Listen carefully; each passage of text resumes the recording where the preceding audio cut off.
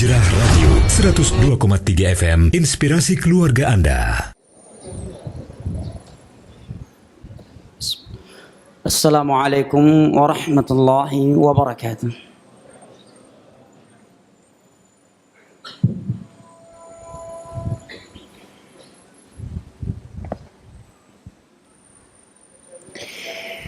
Innal hamdalillah nahmaduhu ta'ala wa nasta'inuhu wa nastaghfiruh wa na'udzu billahi min shururi anfusina wa min sayyiati a'malina. من يهده الله فلا مضل له ومن يضلل فلا هادي له وأشهد أن لا إله إلا الله وحده لا شريك له وأشهد أن محمدا عبده ورسوله صلى الله عليه وعلى آله وصحبه وسلم تسليما كثيرا. يقول ربنا جل وعلا في كتابه الكريم: يا أيها الذين آمنوا اتقوا الله حق تقاته ولا تموتن إلا وأنتم مسلمون.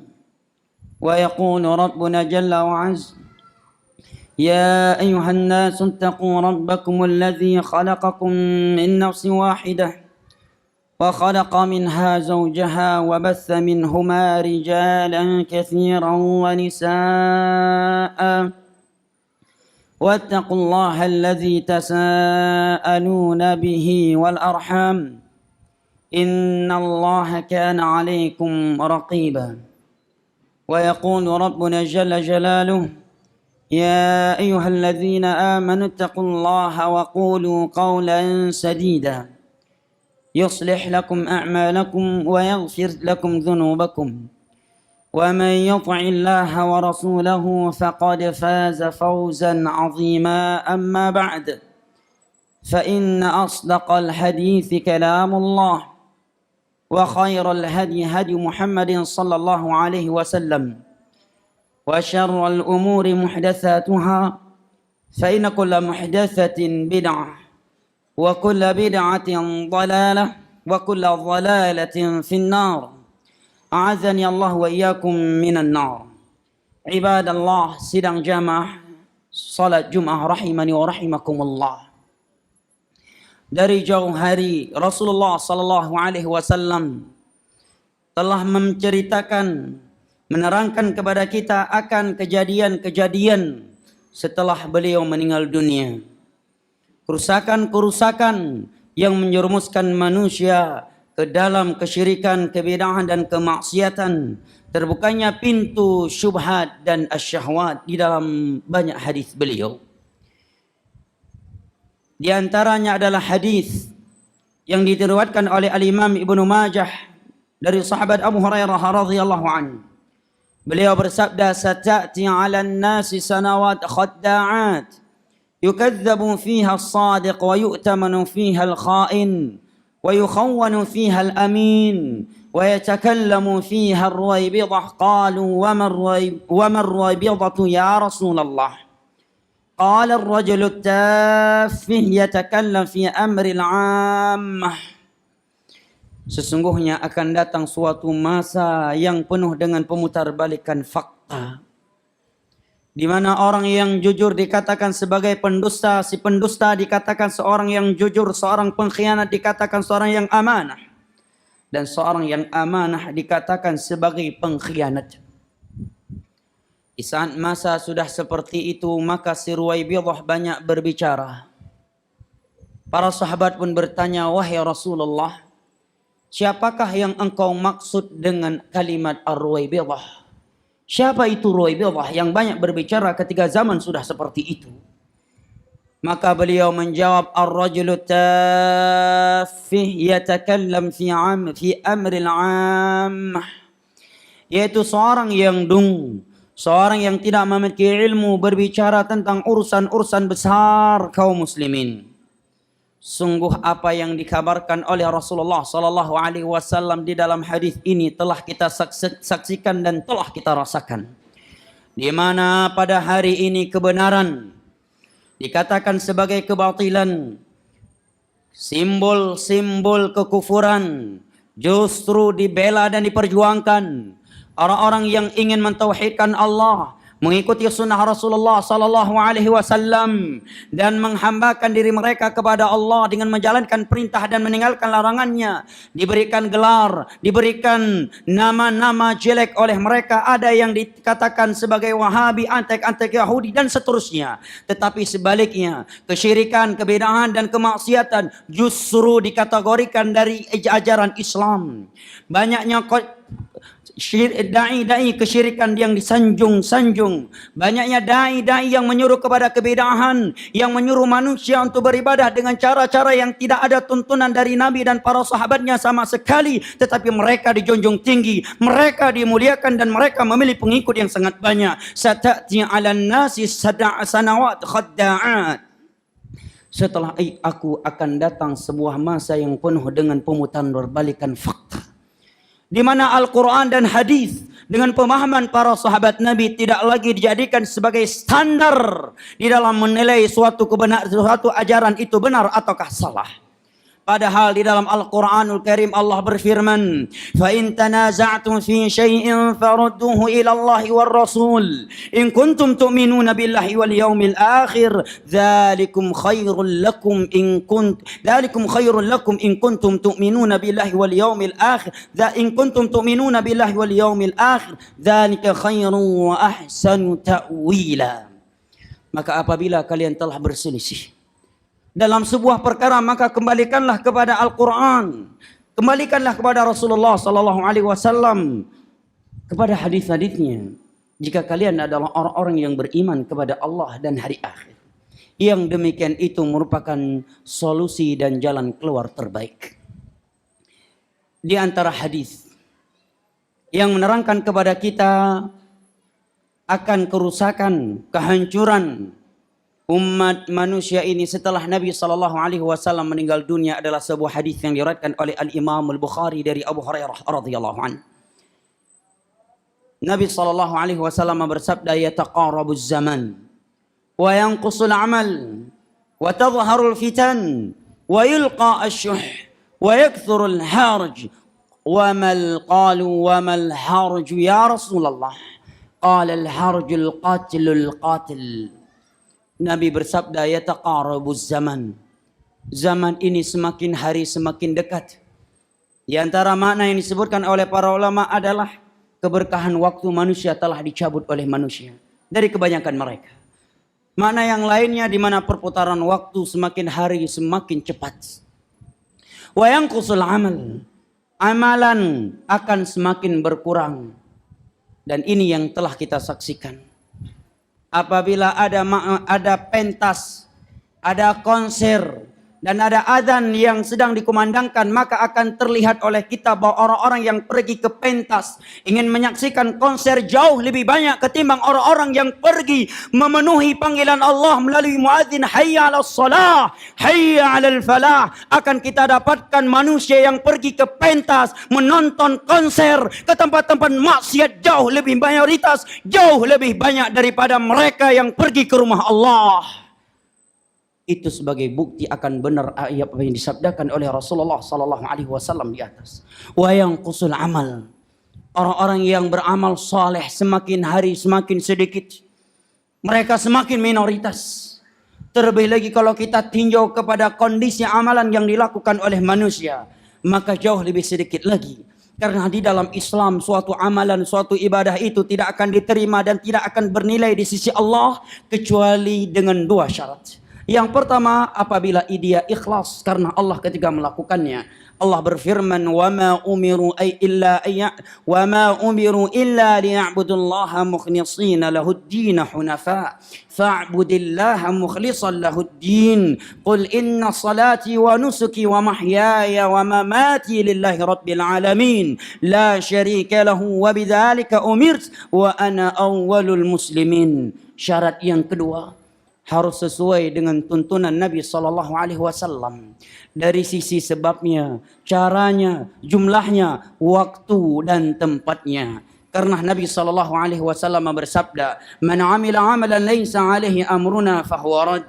Barang siapa yang melakukan suatu amalan yang tidak sesuai dengan tuntunan kami, maka amalan tersebut tertolak. Hadis riwayat Imam Muslim dari Aisyah radhiyallahu anha. Maka jika kita tinjau ibadah yang dilakukan oleh manusia di akhir zaman atau di zaman yang seperti ini, yang memenuhi dua syarat ini, bahkan mungkin pada diri kita sendiri, seringkali itu tertiadakan, itu hilang dari sebagian kita. Maka Nabi menyatakan, wa yanqusul amal.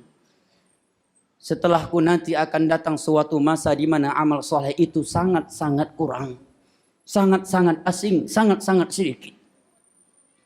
Bahkan apa yang kita rasakan saat ini jauh lebih dahsyat daripada itu, di mana amal soleh, ketaatan bukan sekedar berkurang, bukan sekedar asing, bahkan menjadi bahan perolok-olokan, menjadi bahan pelecehan oleh sebagian manusia.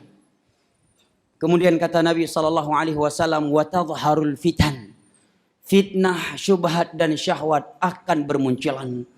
Di mana kita lihat betapa banyak syubhat, pemahaman-pemahaman, ideologi-ideologi yang bertentangan dengan Al-Quran dan hadis yang itu belum pernah ada di masa Nabi. Belum pernah ada di masa Khulafa ar-Rasyidun. Dan tidak ada yang berani menyuarakannya di masa itu. Kini di masa ini. Kini itu bukan hanya sekedar ada, tetapi mungkin akan menjadi suatu yang sangat banyak diikuti oleh masyarakat atau manusia. Seperti kesyirikan, kebid'ahan, dan yang lain-lainnya. Demikian juga dengan pintu-pintu syahwat. Di mana pintu-pintu syahwat di masa kita jauh lebih terbuka. Pintu-pintu syahwat yang belum pernah terbuka di masa Nabi, di masa Khulafa ar-Rasyidun dan ulama setelah mereka, tetapi di masa kita ini telah terbuka. Bahkan mungkin sebagian kita memiliki rumah yang hampir satu pagar dengan tempat prostitusi. Wa yulqa asyuh. Di saat itu mayoritas manusia memiliki penyakit asyuh, ambisi yang luar biasa terhadap dunia. Dia akan meraih, memperoleh dunia ini dengan cara-cara yang tidak diridhai oleh Allah. Kemudian enggan membelanjakannya di jalan Allah Jalla wa'ala. Inilah sifat sebagian besar manusia. Mereka tidak peduli lagi ketika bekerja mencari nafkah. Apakah itu dengan cara yang haram ataukah dengan cara yang halal. Bahkan sebagian mereka berkata, zaman sekarang Pak Ustadz, jangankan hal yang halal, yang haram aja sulit dapatnya. Nggak usahlah bahas ini halal itu haram. Yang haram aja sulit dapatnya, apalagi yang halal. Seakan-akan dia tidak pernah mendengarkan firman Allah. Wa ma min dabbatin fil ardi illa 'ala Allahi rizquha. Tidak ada yang melata di muka bumi ini kecuali rizkinya telah dijamin oleh Allah. Seakan-akan Allah belum berfirman, wa kam min dabbatin fil ardi la tahmilu rizqaha Allahu yarzuquha wa iyyakum. Betapa banyak yang melata di muka bumi ini secara kasat mata kalian, dia tidak mungkin mendapatkan rezeki. Dia cacat, dia buta, dia bisu, rupanya dia juga memiliki rezeki. Allah yang memberikannya kepada dia dan kepada kalian orang-orang yang normal dan sehat. Dan Allah telah bersabda, telah menyampaikan melalui lisan nabinya, ma min nafsin tamutu illa waqad ukmila rizqah. Tidak ada manusia yang mati kecuali dia telah mengkonsumsi rezekinya dengan sempurna. Barang siapa yang belum mengkonsumsi rezekinya dengan sempurna, maka pasti dia tidak akan mati. Tetapi karena penyakit syuh tadi, sebagian manusia tidak lagi peduli pekerjaan yang dia lakukan itu haram ataukah halal. Yang penting baginya bagaimana dia memperolehnya. Kemudian setelah itu dia enggan membelanjakannya di jalan Allah. Itulah yang namanya syuh. Kata Nabi, mayoritas umat setelah beliau meninggal itu menderita penyakit asyuh, sehingga menyebabkan mereka lupa akhirat dan benci kematian. Berikutnya kata Nabi, wa yakthurul haras. Di saat itu akan banyak terjadi pembunuhan, penumpahan darah sesama mereka. Dan apa yang telah beliau sabdakan sungguh telah terjadi. Di mana nyawa kaum muslimin di hari ini sungguh sangat murah. Gara-gara tempat parkir saja sebagian mereka rela menumpahkan darah saudaranya. Gara-gara warisan sebagian mereka demi dunia, demi warisan, sebagian mereka rela menumpahkan darah orang tuanya, darah saudara kandungnya. Demikian pula dengan cara-cara yang lainnya. Sungguh apa yang telah diberitakan oleh Rasulullah sallallahu alaihi wasallam telah terjadi dan telah kita saksikan. Jamaah yang dimuliakan Allah, aquli qauli hadza wa astaghfirullah fastaghfiruhu wa tubu ilaih. Barakallahu li wa lakum fil Qur'anil azim wa nafa'ani wa iyyakum bima fihi minal ayati wadh-dhikril hakim. Innahu huwas samiul alim.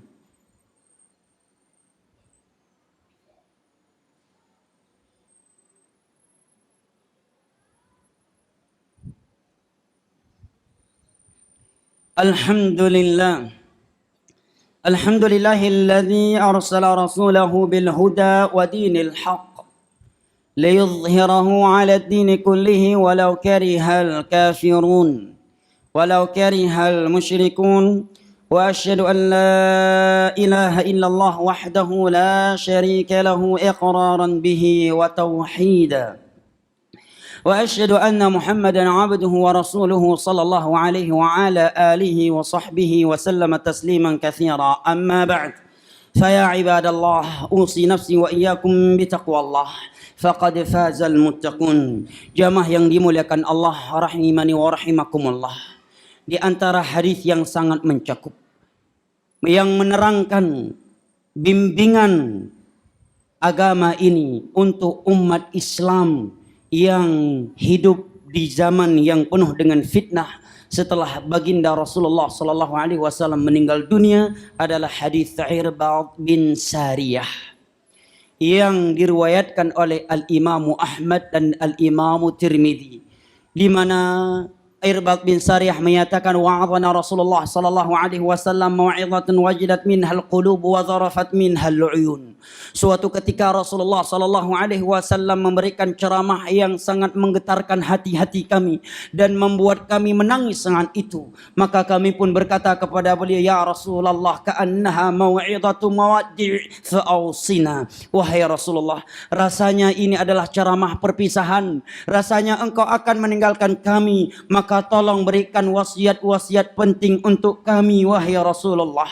Maka Nabi pun menyatakan, usikum bitaqwallahi wa sam'i wa ta'ah wa in ta'ammara alaikum 'abdun habashi fa innahu man ya'ish minkum ba'di fasayara ikhtilafan katsira fa 'alaikum bi sunnati wa sunnatil khulafa'ir rasyidin al mahdiyyin 'addu 'alaiha bin nawajid wa iyyakum wa muhdatsatil umur fa inna kulla muhdatsatin bid'ah wa kulla bid'atin dhalalah wa kulla dhalalatin finnar.